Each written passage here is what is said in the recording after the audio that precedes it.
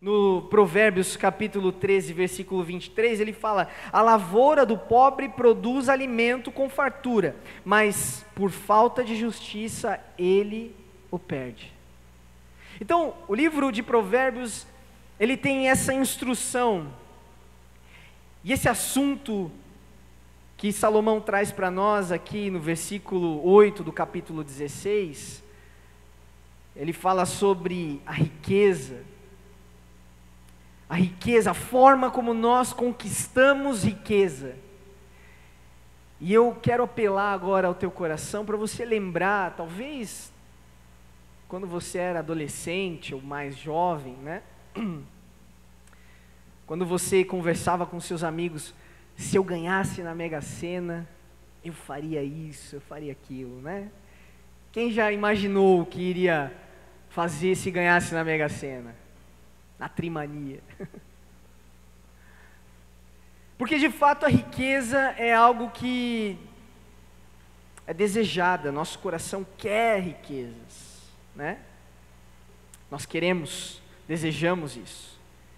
E Salomão, na sua sabedoria, ele explica, ele nos mostra que de fato a riqueza, ela tem recursos ilimitados. Um homem que possui riquezas é um homem que possui poder, é um homem que possui acesso. A riqueza gera uma capacidade para o homem ilimitado. Você pode fazer coisas com a riqueza que sem ela você jamais conseguiria fazer. Por isso que Salomão, ele por vezes nos mostra que a riqueza, ela é uma bênção tão grande da parte de Deus, mas ao mesmo tempo ela pode se tornar uma maldição na nossa vida. Ao mesmo tempo que a riqueza pode ser algo muito bom para um homem, ela pode revelar o pior que existe no coração do homem. A riqueza, esse acesso, esse poder, pode revelar aquilo que há de pior em nosso coração e nos destruir.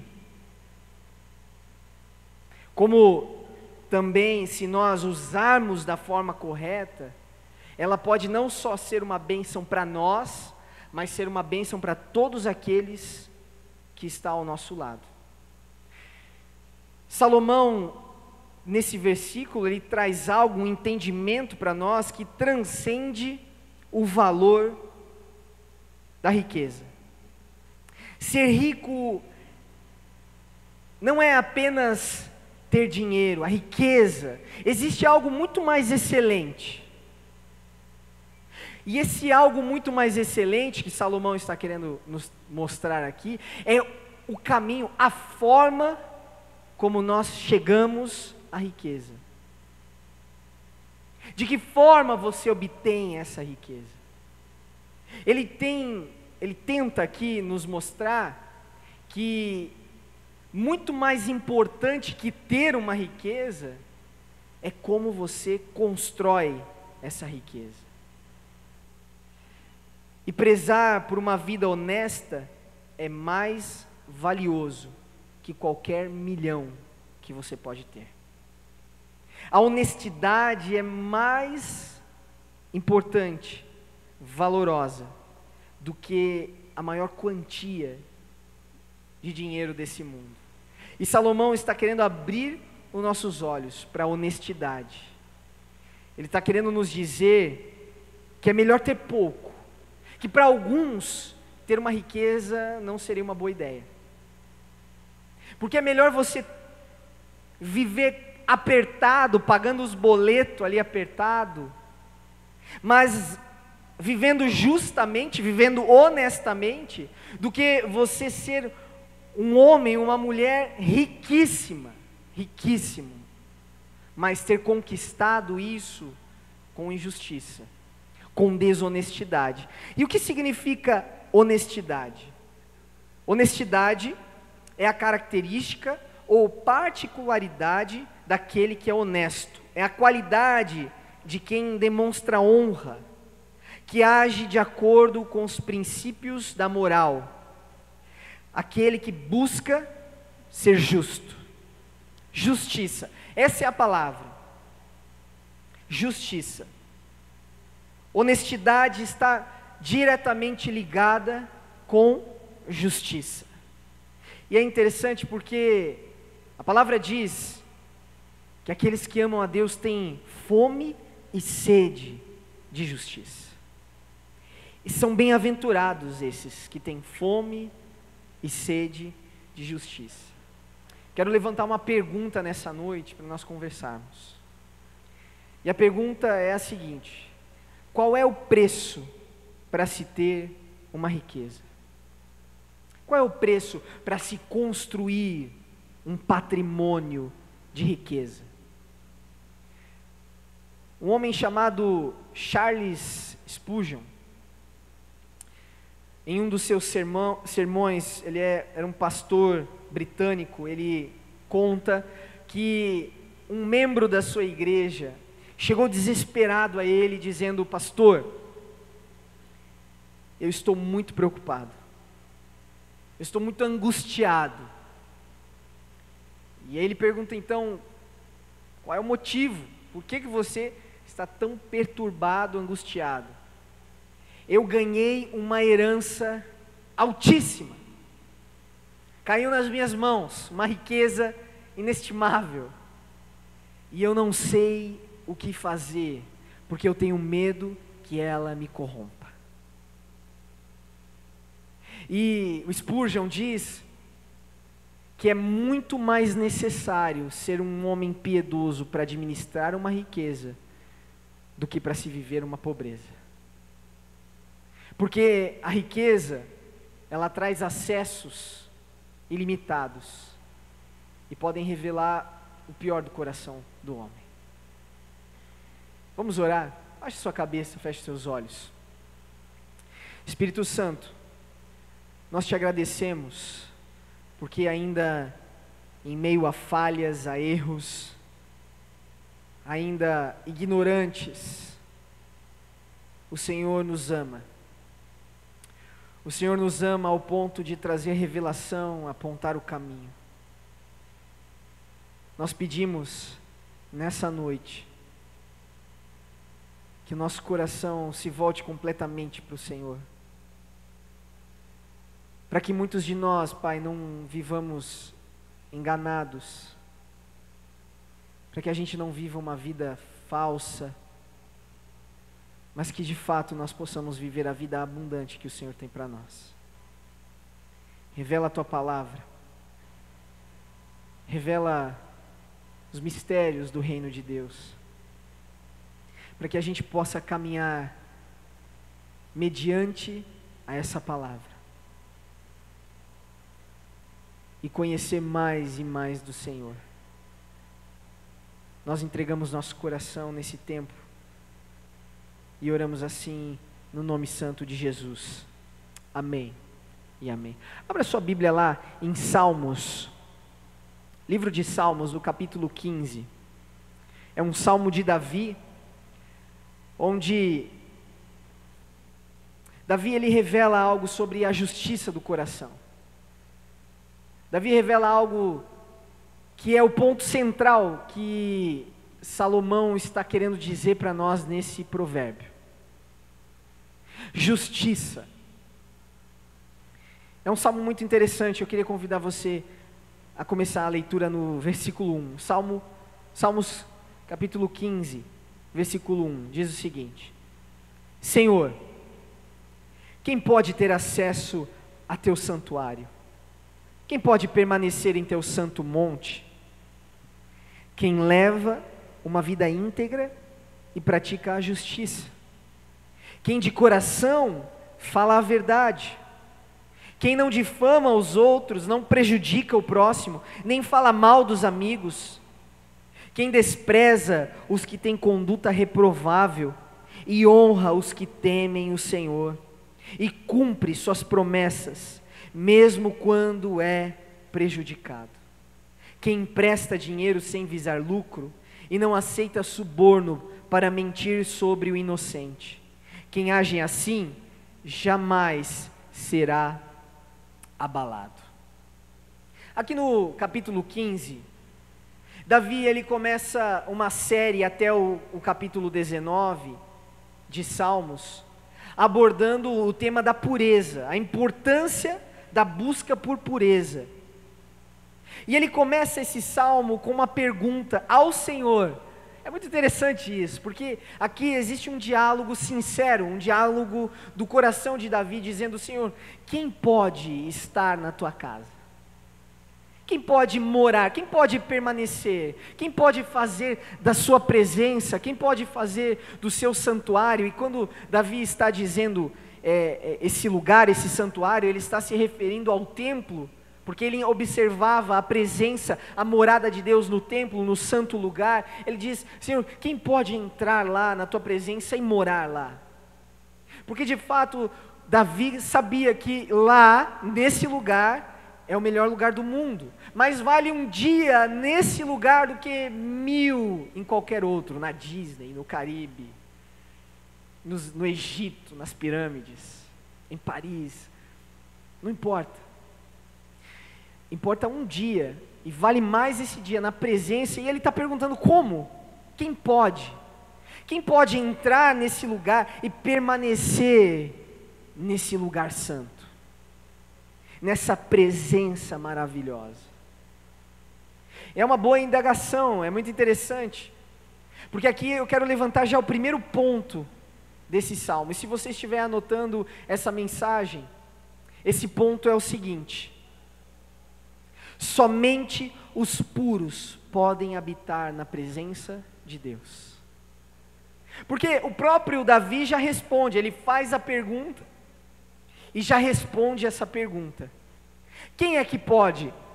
Quem leva uma vida íntegra e pratica a justiça. Quem de coração fala a verdade, quem não é falso. Quem não difama os outros, não prejudica o próximo, nem fala mal dos amigos. Existe uma condição, é muito interessante porque fica visível aqui que existe uma condição para se estar na presença de Deus. E essa condição é pureza, santidade, retidão. Por quê? Porque Deus é justo, Deus é santo, e na sua presença não é admitido o pecado. Você lembra o que aconteceu com Adão e Eva? Eles precisaram sair da presença, sair do jardim. E essa retirada não foi uma questão de Deus enxotando o homem, expulsando ele assim: eu não quero mais. Não, foi a consequência do pecado que havia entrado na humanidade. Não era mais possível. E nós precisamos aqui salientar que de forma alguma nós conseguimos uma medida de justiça. Nós não podemos alcançar um nível de santidade ou uma retidão que seja possível ou seja aceitável para entrar na presença de Deus. Não existe nada que nós façamos, não existe nada que nós consigamos fazer, mas o próprio Deus conquistou isso para nós. Foi Jesus, sendo justo, perfeito, sem pecado algum, o segundo Adão, a qual a palavra diz, que veio a esse mundo se tornando homem, e se entregando como um sacrifício para aplacar a justa ira de Deus contra os pecadores. E todos aqueles que estão em Jesus, estão batizados, aliançados a essa nova aliança, recebem a justificação para que entrem na presença de Deus. Somente dessa forma, não existe mais nenhuma. Porém, quando Jesus faz isso, ele começa um processo, aquilo que a Bíblia diz, uma obra. Ele começa uma obra na nossa vida. Uma obra que se chama santificação, purificação. A palavra, a frase tão tradicional, sobre isso é: aquele que começou a boa obra é fiel para completá-la. O Espírito Santo está trabalhando em nós. Em Apocalipse, João escreve: continue o santo a santificar-se. Continue aquele que foi tornado santo por Jesus a buscar a santidade. A santidade é algo que é uma parceria, a pureza é uma parceria, a justiça, a retidão é algo que nós temos como parceria com o Espírito Santo. Nós precisamos permitir que Ele faça essa obra em nós. Nós precisamos entregar o nosso coração para que Ele faça esse processo, essa obra no nosso coração. E aqui Davi diz que os justos é que habitam na presença de Deus.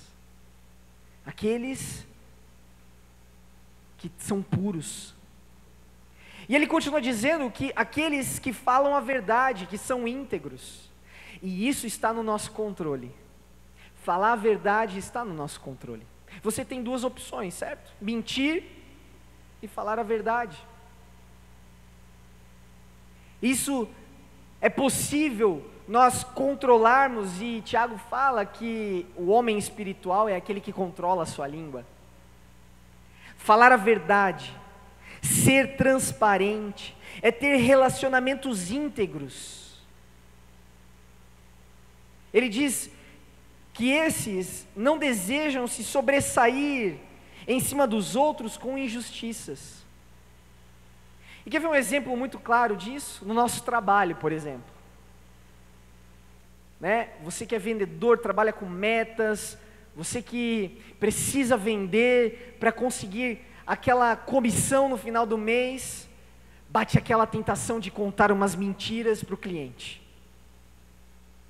Principalmente aqueles que vendem carro, carro usado. Zé Corubu, carros usados. Ou aqueles que vendem algum outro tipo de coisas, que precisam, né, sempre sustentar, alimentar o sistema, são tentados a enganar, são tentados a praticar injustiça para se sobressair. Puxar o tapete para ganhar uma promoção. Enganar para conquistar uma riqueza, só que no fim das contas, muitas vezes, essa riqueza é resultado de muitas injustiças praticadas, de muitas mentiras contadas, de muita sujeira embaixo do tapete.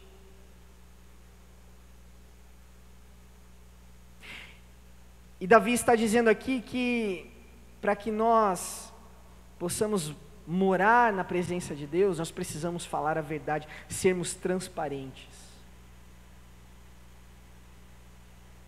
Tentar manipular as pessoas para conseguir o que a gente quer. É isso que Davi está querendo dizer aqui. Quem não difama os outros, não prejudica os outros, para benefício próprio. Você já se pegou manipulando as pessoas para o seu próprio interesse? Manipulando aqueles que estão ao seu redor para conquistar algo e ao mesmo tempo prejudicando essa pessoa? Fazendo um jogo, um quebra-cabeça, mexendo as peças, porque no fim das contas você quer alcançar uma riqueza, algo, você quer conquistar algo. O segundo ponto, você que está anotando aí, segundo ponto, ele começa a dizer ali no versículo 4, é necessário saber lidar com as pessoas.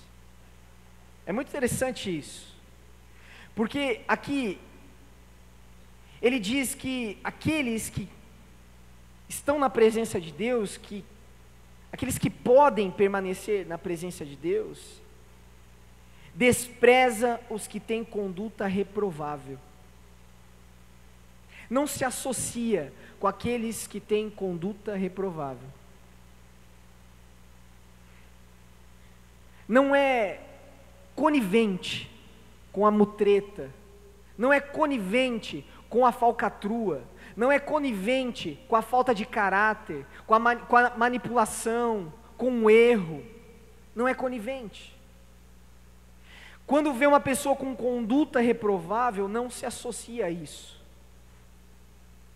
E ainda ele fala, pelo contrário, honra os que temem ao Senhor, dá valor àqueles que temem a Deus, dá valor àqueles que são justos, que são retos. É interessante porque Davi, ele está convidando ao desprezo por aqueles que praticam injustiça. Não há sociedade entre luz e trevas. Se nós formos traçar um paralelo para o nosso contexto, quantas vezes nós fomos coniventes com ganhos, lucros, com a formação de riqueza, com o salário que foi manipulado ou foi arquitetado de forma injusta. Eu me lembro de uma vez uma ovelha me procurou dizendo: pastor, eu trabalho numa empresa que vende linha telefônica e tudo mais, mas o meu chefe, ele me obriga a fazer o cliente assinar coisas que ele não precisa e ele não quer, e eu acho isso completamente errado. Por quê? Porque quanto mais coisas ele vai assinando e pegando sem que ele saiba, porque se eu falar para ele, ele não vai querer, mas nós precisamos bater uma meta. E aí o meu chefe fica me pressionando, dizendo para que eu assine, engane as pessoas, e isso está me corroendo.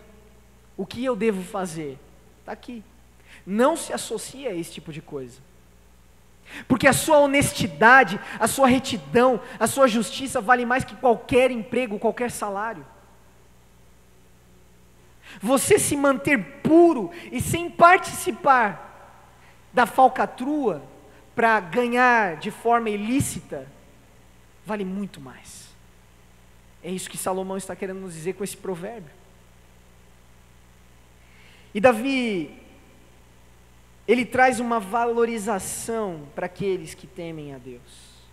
Davi traz um princípio de que a nossa palavra, ela precisa valer mais que dinheiro, mais que ouro, mais que prata. Porque ele diz que aqueles que estão na presença de Deus e querem permanecer lá, cumpre as suas promessas, mesmo quando é prejudicado. Olha que forte isso. Você prometeu algo, aí você foi pagar essa promessa, você diz: mas se eu cumprir isso, eu vou perder. Davi está trazendo um princípio para nós: a sua palavra precisa valer mais que ouro, mais que... Se você precisa perder para que você cumpra uma promessa feita, perca.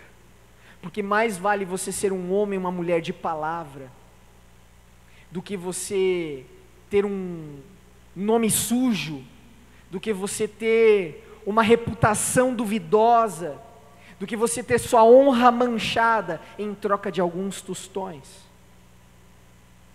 em troca de alguma quantia ou de algo que tem algum valor.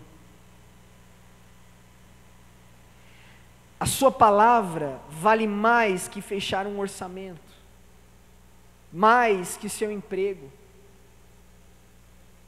E se você precisa se posicionar, e se posicionando o seu emprego está em risco, não tenha medo. Pastor, mas quem vai pagar os meus boletos? Confie naquilo que está escrito em Mateus capítulo 6, versículo 33. Busque o Senhor, busque em primeiro lugar o reino de Deus e a sua justiça, e o Senhor irá te sustentar. Estas coisas serão acrescentadas. Jesus estava falando sobre roupa, alimento. Não se preocupe com o dia de amanhã.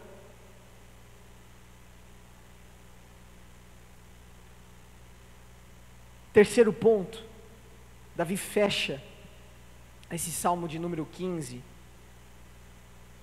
e eu quero concluir com esse terceiro ponto. Quem está na presença de Deus não precisa de mais nada. A presença de Deus é suficiente. A presença de Deus tira a necessidade de qualquer coisa para que você viva. Na presença de Deus, você é suprido de tudo. Quem está na presença de Deus não precisa ser bilionário. Quando Davi, ele cita e ele fala sobre o empréstimo, ele fala: quem empresta dinheiro sem visar lucro e não aceita suborno para mentir sobre o inocente. Ele está querendo dizer, não o empréstimo por questões, o lucro do empréstimo por questões de correção monetária, ou algum tipo de profissão, porque hoje emprestar dinheiro é uma profissão também, os bancos fazem isso, não é verdade? E talvez temos aqui bancários, temos aqui profissionais que trabalham com empréstimo consignado e tudo mais. Mas o que Davi está querendo dizer não é isso, não é nada disso. Ele está falando sobre uma forma exploratória de gerar lucro com empréstimos. Em você ver o necessitado, aquele que está precisando de dinheiro, e você ter a quantia e dizer: olha, eu te empresto, mas você vai ter que me pagar muito mais. Você vai me dever sua vida agora.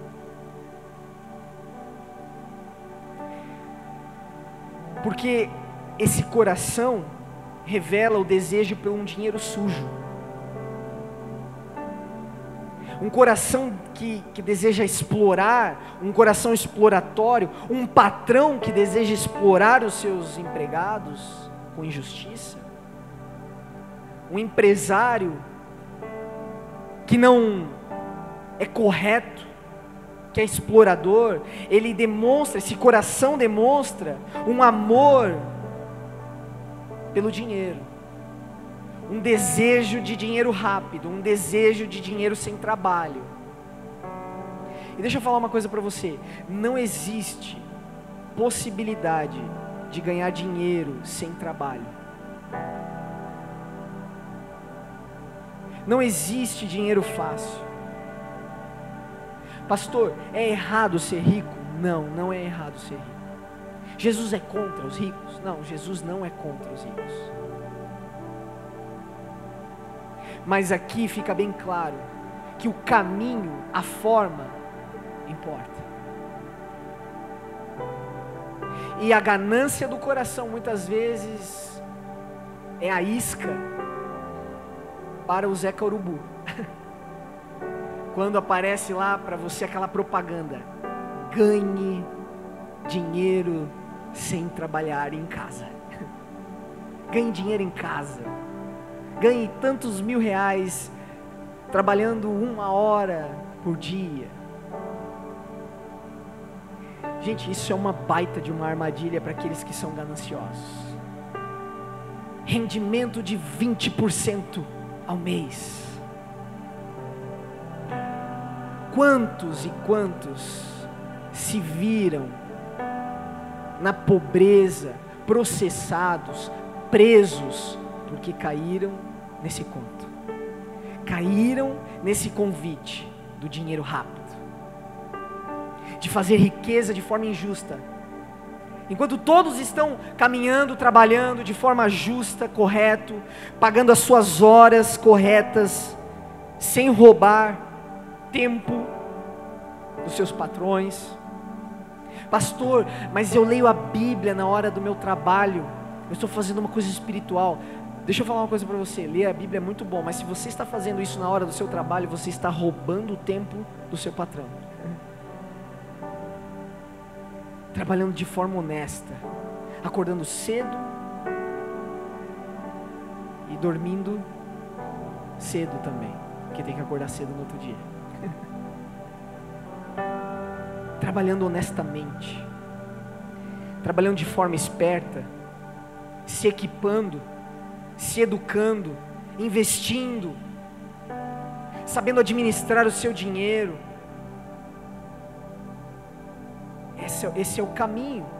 Esse é o caminho que Salomão nos deixa nesse provérbio. Porque se não for por esse caminho, se não for da forma justa, se não for da forma honesta, é melhor que você tenha pouco. É melhor que você nem tenha muito dinheiro. Porque é melhor viver com o dinheiro contado. É melhor você ser como aquela viúva que vai com poucas moedas, né? Do que você ser rico, esbanjador, ter muita grana, mas ter formado esse império em cima de injustiça, de forma injusta.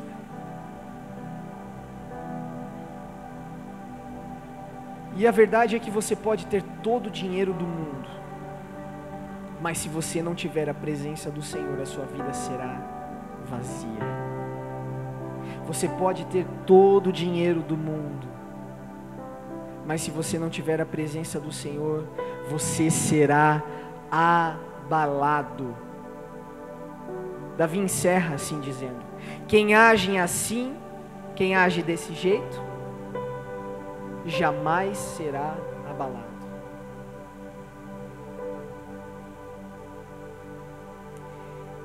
E essa é a verdade. A riqueza na sua mão, ela pode ser ou uma bênção ou uma maldição. Só vai depender de como você constrói ela.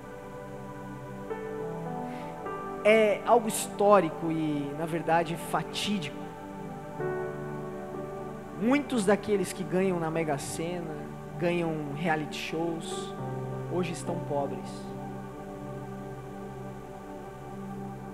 E muitos desses foram mortos pela ganância de outras pessoas. Foi um dinheiro que caiu nas mãos e foi uma maldição.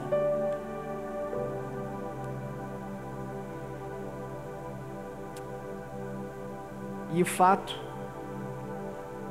é que muito mais vale ter uma vida justa, honesta diante de Deus, do que construir uma riqueza.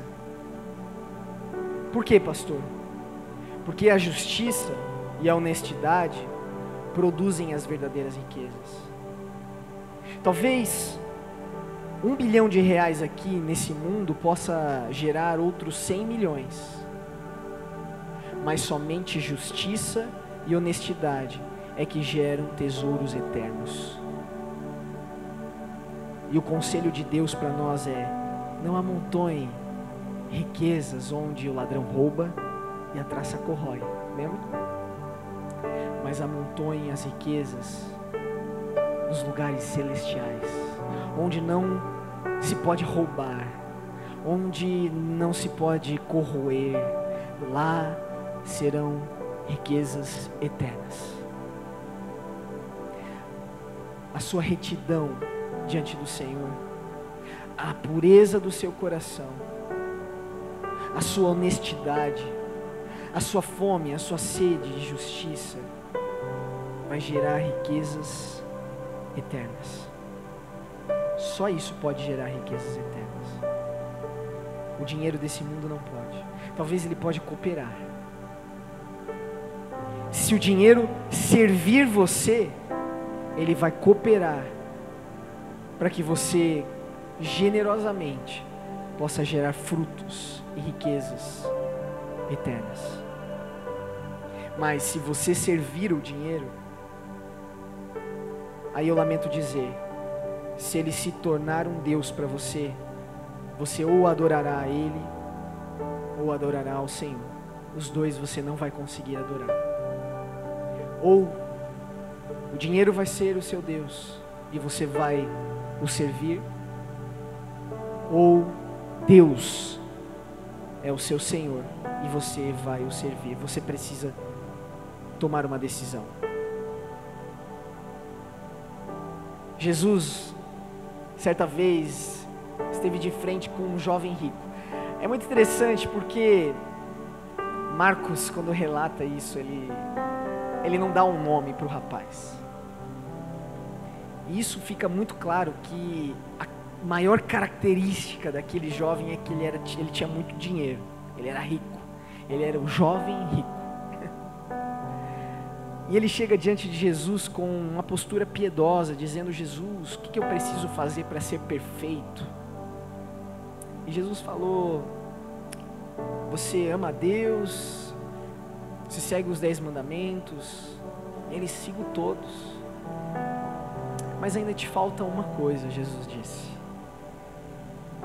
E aí, aquele jovem disse: o quê?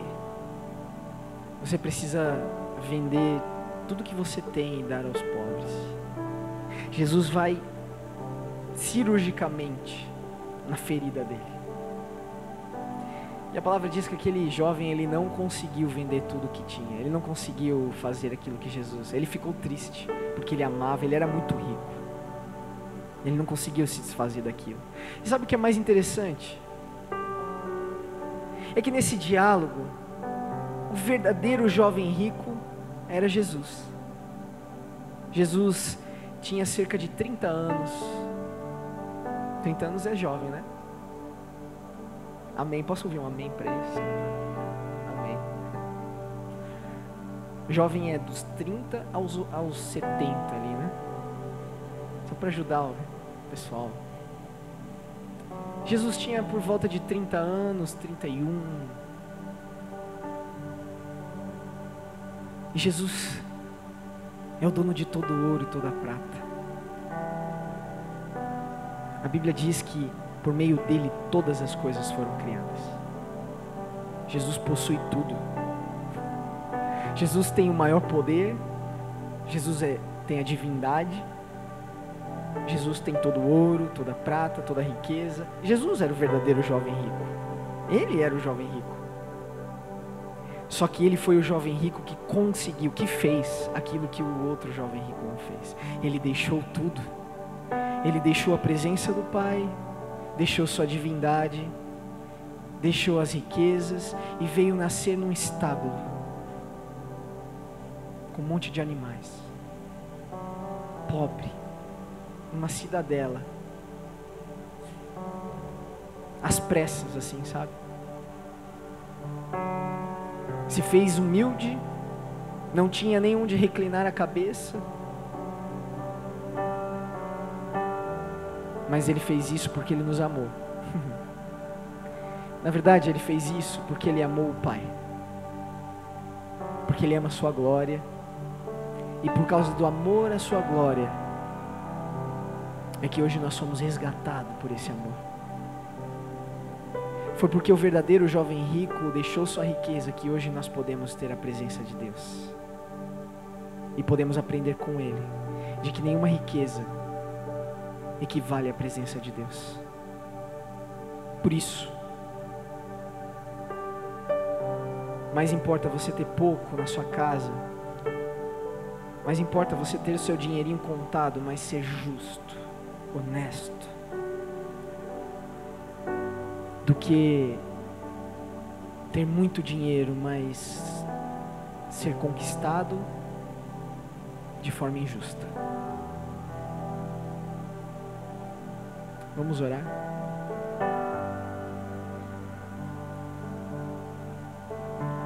Jesus, nós nos arrependemos da nossa forma, muitas vezes vazia, da nossa forma irreverente de olhar para a sua presença, de valorizar a sua presença. Que esse salmo de Davi possa entrar no nosso coração e nos mostrar e nos ensinar, nos fazer entender, mediante a graça do Senhor e a revelação, de que aqueles que habitam e estão na tua presença são aqueles que foram remidos pelo sangue de Jesus, aqueles que foram justificados e que se entregaram a viver uma vida reta, justa. Não permita que o nosso coração deseje uma riqueza maior que a tua presença, porque não existe nada nesse mundo que se compare à tua presença. Quem vai habitar na tua presença, Senhor? Quem vai permanecer no Monte Santo do Senhor? Nos ajuda, Pai. Nos ajuda a nos afastar de todo desejo da carne, de cometermos injustiças, de todo desejo de conquistar coisas de forma errada, mas nos ensina que o verdadeiro valor da vida não está naquilo que nós temos materialmente, mas está em quem temos, e é o Senhor. E que a sua presença sacia tudo em nosso coração. Estar na tua presença nos satisfaz. Nos ensina a buscar o teu reino em primeiro lugar e confiar no Senhor. Nos ensina a trabalhar de forma honesta, de forma digna, de conquistar nossas coisas, nosso carro, nossa casa, o conforto, uma boa escola para os nossos filhos, uma boa roupa, mas que nós façamos isso de forma justa, digna, honesta, honrando as autoridades, pagando os impostos, fazendo isso de forma digna, para que o nosso nome esteja limpo diante dos homens. Nós oramos pedindo esse discernimento que Salomão está nos ensinando nesse provérbio e que Davi muito bem descreve nesse salmo. Nos ajuda, Pai. Nós oramos assim no nome de Jesus. Amém. Você pode dar um amém aí no seu lugar? Amém. Dá uma salva de palmas a Jesus então.